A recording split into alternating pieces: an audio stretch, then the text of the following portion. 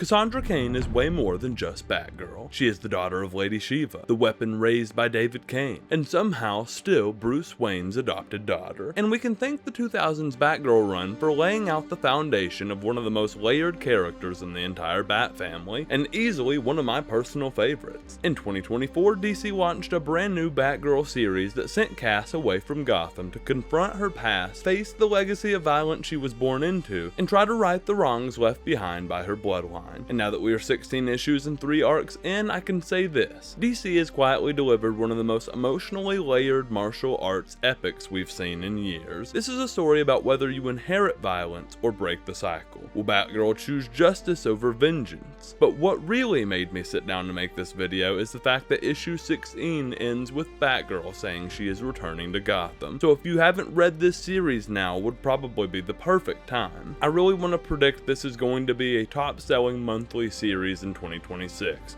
Remember that you heard it here first, and hit me with a subscribe for putting you on. I'm Kel McCall, and welcome to The Absolute Bat. And we're going to break down the importance of everything that has gone down in this series so far, and mostly the things that'll have importance to Cass's story moving forward. The first arc wastes no time. It's called Mother, and it centers on Lady Shiva, the most dangerous woman alive, and Cassandra Cain's mother. This arc does a bit of recapping of the 2000s Batgirl series, but it adds to elements that play into the plot. We dig deep into Cass's upbringing, raised by David Cain to read body language instead of words, trained by him in Bronze Tiger to kill before she could speak, and yet she rejects that path. She claims Bruce Wayne is her father and chooses to be Batgirl. There's a powerful generational thread here. Lady Shiva's own uncle belonged to the Blood of Wu, an order that made dark spiritual pacts and weaponized blood itself. A lot of people related it to bloodbending from Avatar: The Last Airbender, but we learn killing is literally in Cass's bloodline, and yet she still refuses it. We learn that years ago, Shiva angered an ancient order known as the Unburied. She stole their mystical poppy flowers, flowers that grant enhanced strength and rapid healing, and slaughtered many of their people. Now they want revenge. They want to kill her offspring,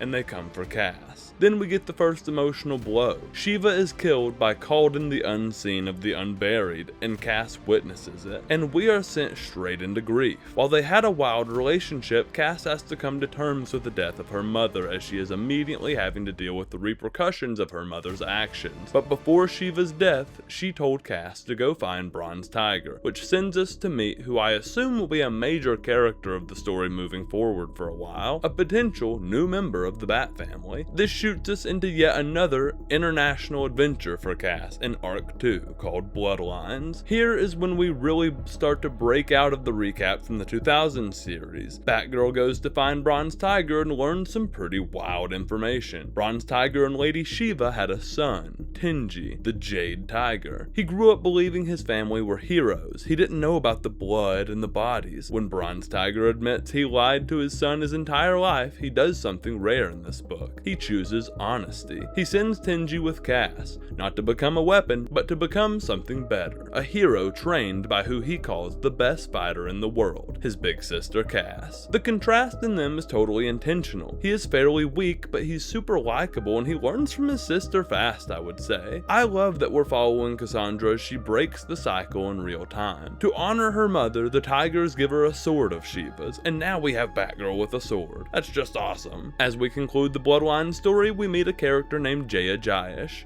who is the daughter of one of Shiva's old friends. They decide to seek justice for their parents who died to the Unburied, and Jaya, Tenji, and Cass set out to find Nissa Al Ghul. The trio travels to Samsara, a hidden Himalayan paradise now controlled by the League of Shadows. Nissa's pitch?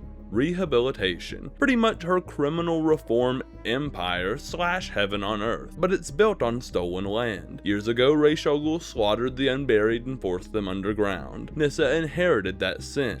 Sound familiar? Everyone in this book is dealing with their parents' crimes. Nissa calls Cassandra Cain the greatest martial artist alive, and she recruits her to destroy the Unburied once and for all. But there's a rule: if you kill one of them, more poppy flowers grow. However, underground, Cass learns the truth. Nissa and Ra's massacred the Unburied and stole Samsara centuries ago. Shiva stole from them later on. Everyone Cass trusted is stained. This war isn't good versus evil, it's vengeance versus vengeance. vengeance, and Cass has found herself right in the middle and must choose a lane. But in a strange moment during all this, Cass has a dream. This might be an underrated moment of the story. She dreams of Shiva, of wielding her mother's sword and becoming the destroyer of the unburied like her mother. In this dream she is warned, "You will be betrayed again." When she wakes up, she lashes out at Tenji. She doesn't know if she wants justice or revenge. That internal conflict is the heart of this run. But the final war erupts, Unburied versus the League of Shadows. Tenji is in danger and Cass realizes something critical. This is no longer about avenging her mother,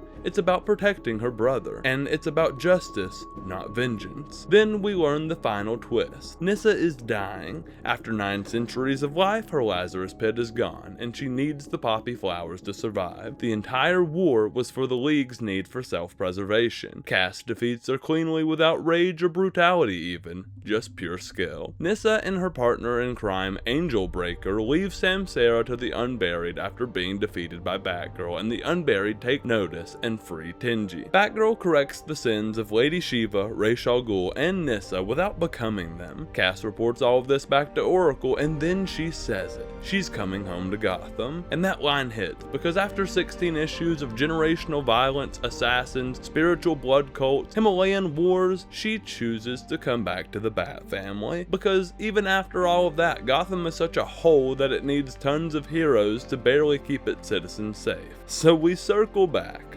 Why should you read this run? Because this is more than action, and it's using some deep storytelling through legacy, trauma, and identity. It's the philosophy of Batman filtered through the most lethal fighter in DC. Cassandra Cain could be the deadliest assassin alive, but instead, she chooses to be Bruce's pride. And that might be the most powerful thing in this entire book. If Cass is heading back to Gotham, the Bat family just got its most dangerous protector back. And I genuinely think this is the strongest Cassandra Cain story we've gotten in years. Let me know. Are you ready for Batgirl to be back in Gotham? This is going to maybe be crucial since Tim Drake just left the Bat family and we'll be able to fill that void just a little. Click on my video here to get the full scoop on why Tim left. Make sure to subscribe to stay up to date on all of this Bat family stuff going on. I'm so happy DC Comics are so good right now. Thank you so much for watching, and I'll see you in the next one.